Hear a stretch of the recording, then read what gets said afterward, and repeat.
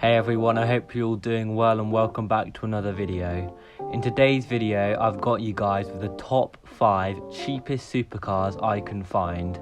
As we all know, supercars are very expensive nowadays and for most people, unaffordable. So today I've got the top 5 cheapest ones for you guys. So guys, if you're excited for the video, remember to go down, like the video, and if you found any value in this video, then please subscribe, as lots of more content like this will be coming soon. Also, I do want to say that I've ordered these in 0 to 60 times, so number 5 is the slowest and number 1 is the fastest, 0 to 60. So kicking off this video is one of my favourite cars on this list. It's the Maserati Grandturismo. It's got a 4.2 litre V8 pushing 405 horsepower and doing 0 to 60 in 5.2 seconds, driving the rear wheels only. I know you might be thinking, 0 to 60 in 5.2 seconds, that isn't really supercar speed anymore, but you have to remember that this car was built in 2008, so for back then this is pretty fast. It's also very fast for the price I found one for. Even if you wouldn't class this car as a supercar, it still looks like a supercar and definitely sounds like a supercar with that amazing sounding V8 engine. Obviously, being Italian though, this car does cost quite a lot to maintain and for services, although many owners have reported that this car is actually more reliable than other Maserati models. So this is the cheapest Maserati Grandturismo I could find on Auto Trader. It has 73,000 miles and is a 2008.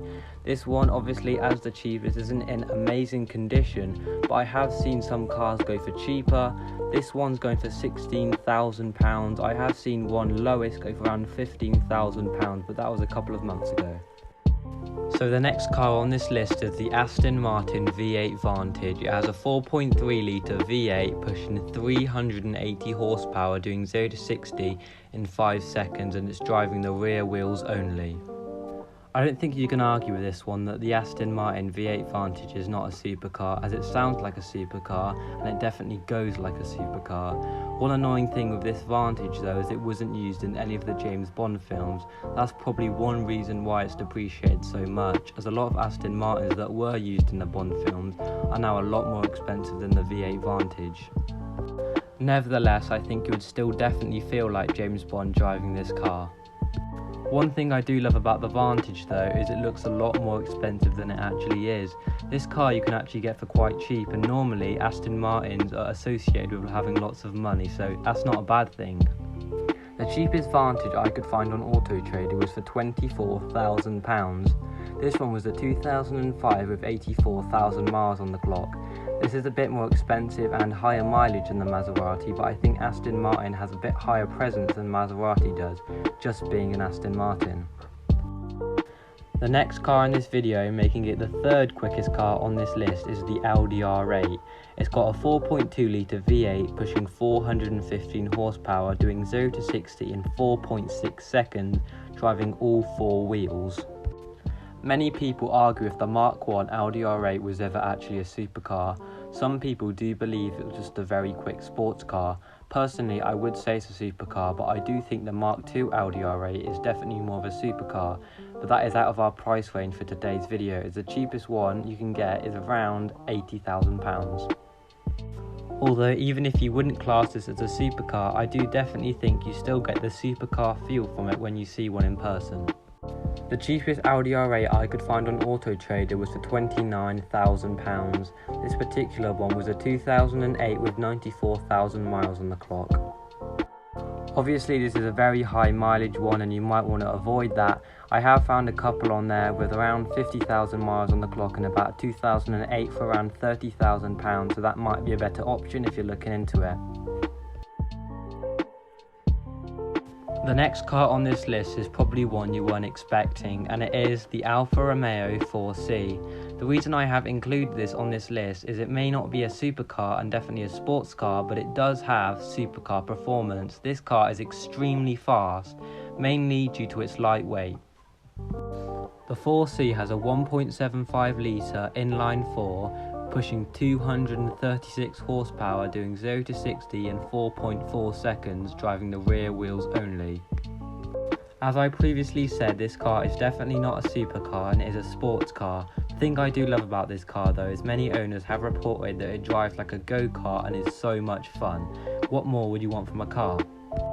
As you can see from these videos, that the car is honestly stunning, but it also has a carbon fibre tub weighing just 65 kilograms, which is also incredible.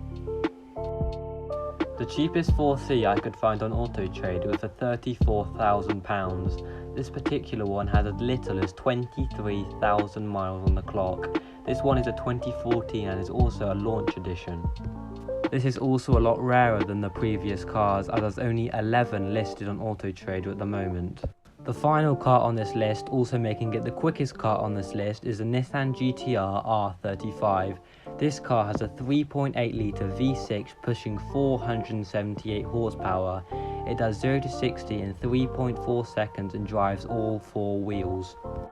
This car easily takes the top spot, not just being the fastest but also having the most power.